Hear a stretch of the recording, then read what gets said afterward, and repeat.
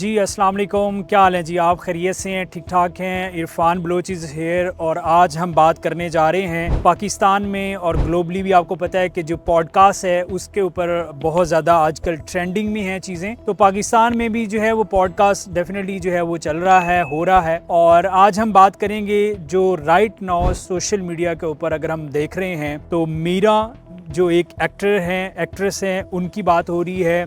इरशाद भट्टी जो एक senior analyst हैं, जर्नलिस्ट हैं, ऑन जियो न्यूज़, उनकी बात हो रही है। दूसरी साइड पे एक और पॉडकास्टर हैं सैयद ज़ीशान जो उर्दू पॉइंट को रिप्रेजेंट करते हैं, उनकी बात हो रही है। और साथ में जो पॉलिटिशियन हैं पीपल्स पार्टी के जो please correct me if I am wrong, president हैं पंजाब के सैयद हसन मुर्तज़ा साहब, उनकी बात हो रही है। द रीज़न इज़ कि जो मीरा जो एक्ट्रेस हैं उनके साथ पॉडकास्ट किया है इरशाद भट्टी ने, जो कि नामुकम्मल रहा। और उसके साथ जो दूसरी साइड पे सैयद ज़ीशान हैदर हैं, उन्होंने पॉडकास्ट किया है हसन मुर्तज़ा साहब के साथ। तो दोनों के ऊपर बड़ी जो है वो डिबेट हो रही है, बड़ा जो है वो क्रिटिसिज्म हो रहा है on every platform on social media. सबसे पहले हम बात करते हैं, ये इरशाद भट्टी साहब हैं, वो बड़े आपको बड़ा उनका बड़ा एक अंदाज है, पंजाबी दे विच भी गल करते ने, क्वेश्चन बड़े अच्छे पूछते ने, ठीक है। तो उस वजह से बड़े वो फेमिलियर हैं, लोग बड़ा उनको पसंद करते हैं। जो पंजाबी या उर्दू बोलने वाले लोग हैं वो उनको बड़ा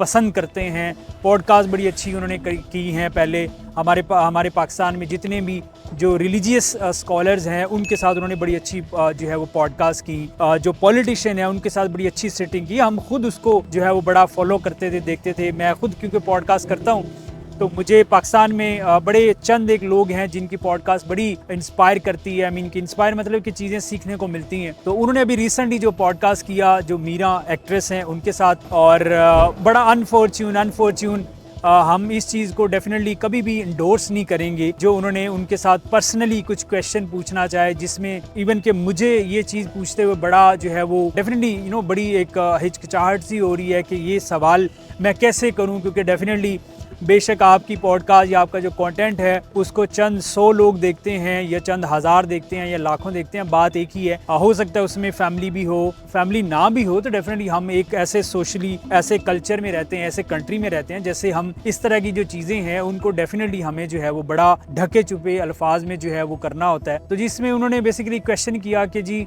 आपके फ़लाँ के साथ अफेयर है, उसके बारे में आप क्या जो है वो कहना चाहेंगी, या फ़लाँ बंदे ने हमें ये बताया कि आप जो है वो फ़लाँ के साथ आपका अफेयर था और आपको जो है वो उन्होंने ऑन स्पॉट जो है उस नाजेबा हरकत करते हुए आपको पकड़ा है, तो उसके ऊपर आप क्या कहना चाहेंगी। तो भट्टी साहब, ऑनेस्टली स्पीकिंग मेरे पास वर्ड नहीं है कि मैं इस बात को कैसे कॉन्डेम करूँ आपके सामने, ठीक है। आप एक बड़ी रिनाउंड वॉइस थे, बट आपने ये सवाल जो है ये जो पूछा है, आपको कोई हक नहीं है या मुझे या किसी को भी कि कोई बंदा किसी के बारे में पर्सनली इस तरह के क्वेश्चन पूछे, और वो भी एक मेन स्ट्रीम मीडिया के ऊपर, सोशल मीडिया के ऊपर। आप उस बंदे की प्रोफेशनल के ऊपर बात कर सकते हैं, उसकी जो प्रोफेशनल करियर जो है उसके बारे में बात कर सकते हैं, और मल्टीपल चीज़ें हैं। क्या यही चीज़ें पूछने को रह गई थी कि आप किसी की लाइफ में इतना पर्सनली चले जाएं, ठीक है, कि आप उनसे उनके अफेयर्स के बारे में पूछ रहे हो, और कोई भी बंदा अपने अफेयर्स के ऊपर क्या कमेंट कर सकता है। अगर आपसे यही सवाल किया जाए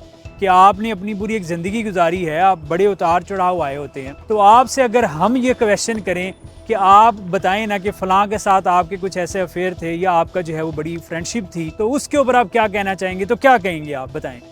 इस सवाल से आप जो है वो हमारी जो पाकिस्तानी जो यूथ है या जो नौजवान है या जो पाकिस्तानी सोसाइटी है उसको क्या जो है वो आप क्या कंटेंट क्या देना चाह रहे हैं, क्या टेक है आपका इसके ऊपर, कि आप उससे क्या प्रोड्यूस करना चाह रहे हैं, just for the sake of viewership. क्योंकि इसके अलावा हमें तो कोई समझ नहीं आई कि उस पॉडकास्ट में ये क्वेश्चन करके आप क्या कहना चाह रहे थे। ये शायद हो सकता है कुछ ऐसे लोग भी उसमें इन्वॉल्व हों जो है इस तरह की चीज़ें जो है वो आपसे करवाना चाह रहे हों, just for the sake of कि जो आपके पास गेस्ट है उसको जो है आप थोड़ा सा डिग्रेड करना चाह रहे हो। आपको पता है कि उनका प्रोफेशन क्या है, वो एक जो है वो फैशन इंडस्ट्री से उनका ताल्लुक है, फैशन इंडस्ट्री मीन के शोबीज से उनका जो है वो ताल्लुक है, तो डेफिनेटली वो अपने उस तरह के ही कंटेंट के ऊपर बात करेंगे। बट इस तरह के सवाल करके ऑनेस्टली स्पीकिंग आपकी जो एक रेपुटेशन है जो थी बनी हुई है एक सोशल मीडिया के ऊपर, आप एक पॉलिटिकल एनालिस्ट हैं, आप अगर इस तरह के सवाल करेंगे किसी गेस्ट से जाके, तो आप मुझे बताइए कि आप जिस कंट्री में रहते हैं, एक रिलीजियस कंट्री है, आपकी पहले वाली पॉडकास्ट देखें तो आप जो है वो मज़हब के अलावा बात ही नहीं करना जानते, और इसमें आप एक खातून को अपने सामने बिठा के, और आपको पता है कि उसका उनका करियर क्या है, और उस करियर में इस तरह की चीज़ें जो है वो होनी तो नहीं चाहिए, लेकिन डेफिनेटली सवाल उठते हैं क्योंकि करियर इस तरह का है, इंडस्ट्री ऐसी है, तो आप जो है बजाय कि उस चीज़ के ऊपर पर्दा डालें और इस चीज़ को सॉर्ट आउट करें, रादर देन कि आप उसको लोगों के सामने लेके आ रहे हैं। आई डोंट नो हमारे जो है वो ये पॉडकास्ट किस तरफ चल निकली है, बाकी दुनिया में भी होती है, हमारे नेबर कंट्री में भी हो रहा है, दूसरी कंट्री में भी होती है, इंफॉर्मेशन टेक्नोलॉजी पे बात हो रही है, आर्टिफिशियल इंटेलिजेंस के ऊपर बात हो रही है, बड़े बड़े जो एंटरप्रेन्योर हैं, बड़े बड़े जो लोग हैं जिन्होंने बहुत बड़े बड़े स्टार्टअप्स किए हैं, बड़ी बड़ी कंपनीज खड़ी की हैं, उनके करियर के ऊपर बात होती है कि आपने ये ग्रोथ कैसे लेके आए हैं, हमारे नौजवान किस तरह लेके जा सकते हैं। मैंने किसी भी ऐसी पॉडकास्ट में ऑनेस्टली स्पीकिंग नहीं देखा कि कोई किसी से पूछ रहा हो कि फलां के साथ आपका अफेयर था, उसके ऊपर आप क्या कहना चाहेंगे। आई एम रियली सॉरी, और अब क्या मैं इसके ऊपर क्या कमेंट कर सकता हूँ। आप ही इसके ऊपर जो है वो बताइए कि what should be said on it. और दूसरी साइड पे हमारे एक बड़े जनाब वो यंग हैं, और उनको सिर्फ ये है, वो बैठ जाते हैं सामने और ढिठाई के साथ डट जाते हैं। वो क्या कहते हैं कि किसी ने ये कहा था ना कि बस आप जो है वो झूठ इतना बोलो, इतनी ढिठाई से बोलो कि वो सच लगने लगे। तो शायद उन्होंने भी यही तरीकाकार अपनाया हुआ है कि वो अपनी वो जो फेम है, उस फेम के चक्कर में कि फेम किस तरह लेना है, वो हर तरह दी, वो कहते हैं ना पंजाबी से खच्चा वो मार रहे हैं, आजकल चवलें मार रहे हैं। ठीक है, पहले भी हमने उनकी पॉडकास्ट को देखी है, उसमें भी उन्होंने यही हरकतें की। ठीक है, तो वो ढिठाई के साथ जुड़ जाते हैं, अगले एक बंदे की बात नहीं सुननी कि क्या वो कहना चाह रहा है या क्या नहीं कहना चाह रहा। तो मैं बस एक एग्जांपल दे के इसको रैप अप करूंगा, और ये है कि किसी भी कंट्री में जो की पोजीशन होती हैं उस लीडरशिप की, वो सबसे पहले तो डेफिनेटली आपका जो है वो प्राइम मिनिस्टर होता है, उसके बाद जो है वो आपके जो है अगर प्रोविंशियल लेवल की बात करें तो आपका चीफ सेक्रेटरी होता है, चीफ मिनिस्टर होता है, और अगर आप फेडरल लेवल की बात करें तो आपकी 2-3 ही की पोजीशन होती हैं। सबसे बड़ा जो है वो आपका प्राइम मिनिस्टर है, उसके बाद अगर कोई बड़ी एक पोजीशन होती है तो वो हमारा फॉरेन मिनिस्टर होता है, जो कि पाकिस्तान को या किसी भी जिस भी कंट्री का फॉरेन मिनिस्टर है वो पूरी दुनिया में उसको रिप्रेजेंट कर रहा होता है। और उसके बाद फिर आपका इंटीरियर मिनिस्टर आता है, और वो सारे लॉ मिनिस्टर आते हैं। तो ये 3 से 4 ऐसी की पोजीशन होती हैं जो कि लोगों को कुछ भी ना पता हो कि उसके कंट्री में की पोजीशन कौन सी हैं।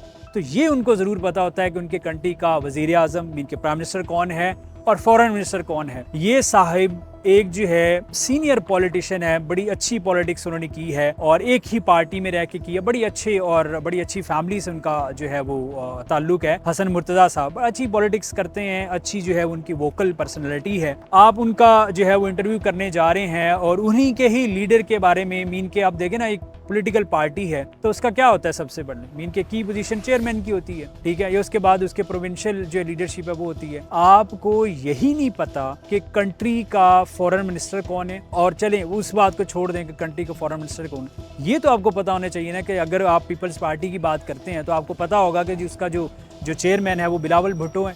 ठीक है, आप अगर नून लीग की बात करते हैं तो आपको पता होना चाहिए कि उनका जो प्रेसिडेंट हैं, ठीक है, वो नवाज शरीफ हैं, शहबाज शरीफ हैं, मरियम नवाज जो है वो बड़ी लीडर है। उसके साथ अगर हम बात करें जो है वो पाकिस्तान तहरीक इंसाफ की, तो वो इमरान खान साहब हैं। तो आपको जब यही चीज़ों का नहीं पता तो आप क्या जो है वो कंटेंट क्रिएट करेंगे जो इम्पैक्टफुल हो, जो पॉजिटिव हो, उसके बारे में क्या आप जो है वो जनरेट करेंगे, रादर देन के सवाए सिर्फ एक। इन दोनों पॉडकास्ट में ऑनेस्टली स्पीकिंग अगर कोई एक चीज़ कॉमन नज़र आई है कि एजेंडा क्या था या क्या होगा इन लोगों का, और वो सिर्फ एक ये था कि बस आपने जो है वो कंट्रोवर्सी जो है वो क्रिएट करनी है।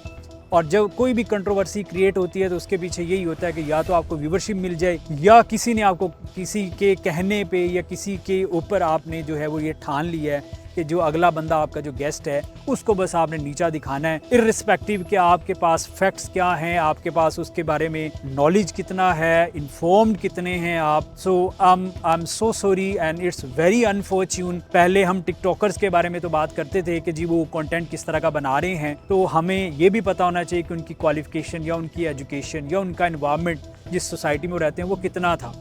तो उनसे तो हम ये कहीं ना कहीं पे एक्सपेक्ट कर सकते थे कि वो इस तरह का कंटेंट बना रहे हैं। अनफॉर्चुनेटली जो आप लोग हैं, ठीक है, जिनको हम बड़ा ये समझते हैं, आप मेन स्ट्रीम मीडिया पे बैठते हैं, किसी ने एक सर्टेन आपका क्राइटेरिया वहाँ से होकर आप जा रहे हैं, तो उसके बाद भी अगर आप लोगों ने ऐसा कंटेंट प्रोड्यूस करना है, so I am so sorry for that. ये एक बड़ा ही वो मुकाम है कि जहाँ पे हमें ये अब सोचना चाहिए था कि अब हम किस जगह पे आके खड़े हो गए हैं, जहाँ पे एक तो हमें अपने कंट्री के बारे में भी नहीं पता कि उसकी सीनियर लीडरशिप क्या है, तो हम क्या बात करेंगे कि वो हमारे कंट्री को कैसे रिप्रेजेंट करेगा, या हम अपना एनालिसिस क्या देंगे उसके ऊपर। दूसरी साइड पे जब आपने मेन स्ट्रीम पॉडकास्ट जो है उसके ऊपर आपने ये डिस्कस करना है कि आप अपने अफेयर्स के बारे में जो है वो क्या बताएंगे, क्या कहना चाहेंगे, तो आई थिंक कि फिर हमें ये सारी चीज़ें रैप अप करनी चाहिए। और वही जो टिकटॉक कम्युनिटी जो व्यूवरशिप लेके और इस सारी सोसाइटी में काम कर रहे हैं, बस उसी को फिर हमें फॉलो करना चाहिए। फिर इनमें और उन लोगों में कोई डिफरेंस नहीं है।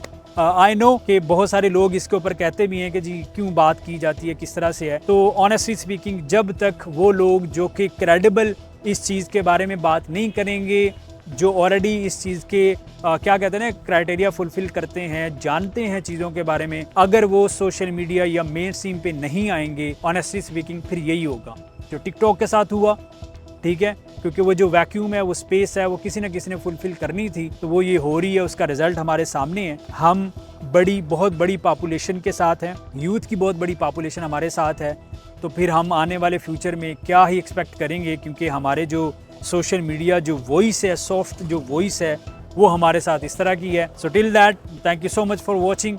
अपना जो राय है, जो एनालिसिस है, ज़रूर शेयर करें। वो कमेंट्स की शक्ल में हो सकता है, वो डीएम कर सकते हैं, मैसेजेस कर सकते हैं, कोई वीडियो रिकॉर्ड कर सकते हैं, बट प्लीज़ डू, अगर किसी चीज़ के बारे में जानते हैं, बात कर सकते हैं, do it. Thank you so much for watching. Stay tune for more update.